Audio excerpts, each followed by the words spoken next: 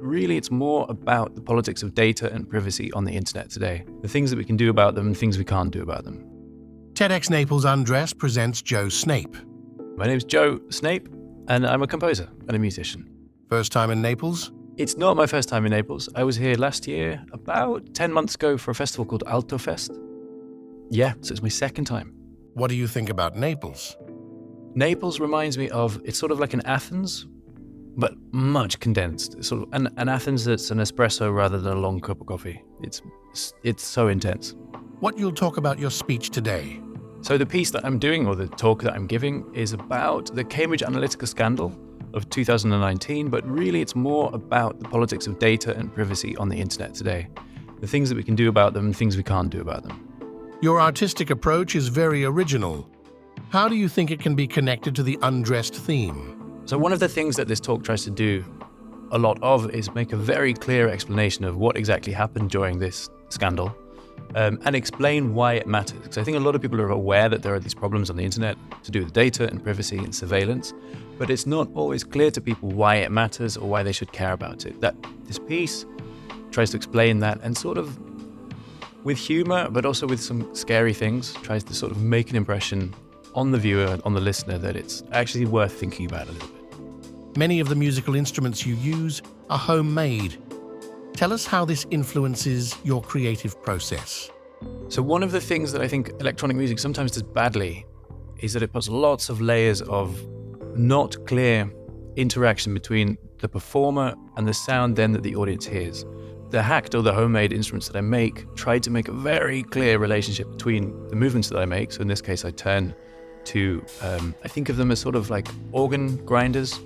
And the sound that you then hear is sort of this one-to-one map. The speed that my hand goes at is the speed at which the sound plays back. So there's a very direct relationship, and people then, the audience, this is the idea and the intention at least, so they know what's happening. To me, that's more exciting than sort of hiding behind layers of complex mapping. In your opinion, during your speech, what kind of emotions will the audience feel?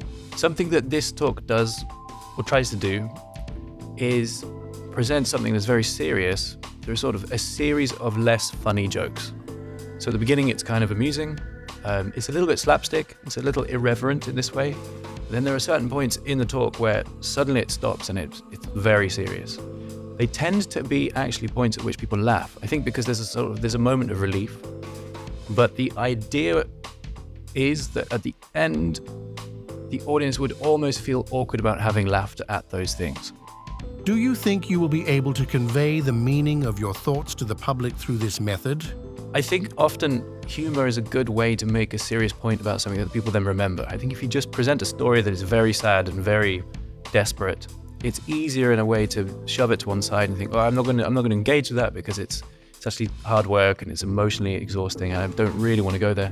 I think if you bring it as a joke or something that is entertaining and light, people are more inclined to reflect on it and perhaps take it on board. So I think that's above all what this piece tries to do.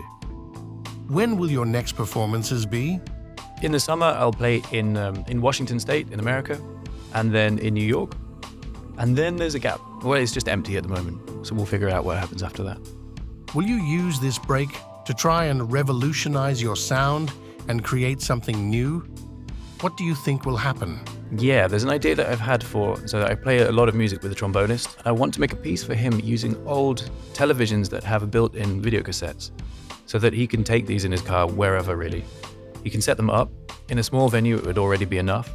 And then on each of these videotapes, there is sound that he puts in and then plays on these different televisions. So you have then sort of sounds from all around, but you also have them overlapping in new different ways each time. And then he will play sort of little musical trips around the sound that's coming from these TVs. What I'd like to do, again, I'm trying to keep it simple enough that it's clear to the audience what's happening, but then complicated enough that it stays interesting for the audience, but also for Ian, the trombonist who has to play the music. So it's about striking a balance. I haven't done it yet, so I need to figure out how it's going to work. Striking a balance between simplicity and it being interesting. I would like to hear a story from your past about a job you are very proud of. There was a summer in 20 19, where I worked as a window maker in Switzerland. And on the second week on the job, I had no idea what I was doing. They dropped me off at an old mill, and they said, okay, replace all of the windows in this mill. The first week, I had no clue what I was doing. I hardly slept. I was incredibly stressed the whole time. And then 5 weeks later, the mill had new windows. I think it was interesting because it was something completely different from what I normally do, which is, sit behind a computer, clicking, listening, clicking. It was lovely to work with my hands. And I think the fact that it had been so scary and then worked out fine was very satisfying. Do you feel a connection with Naples? Do you have any inspiration for your future work? Yeah, I think so. I think probably it wouldn't be a thing about Naples, but certainly the energy. Maybe not even right into the music, but sort of live on for a bit to stay excited about the music. I think this is very important. I think the energy of Naples helps with that. What kind of message would you like to leave in the soul and heart of the audience? I think if there's one thing that the audience might take away, it's sort of an uncomfortable feeling.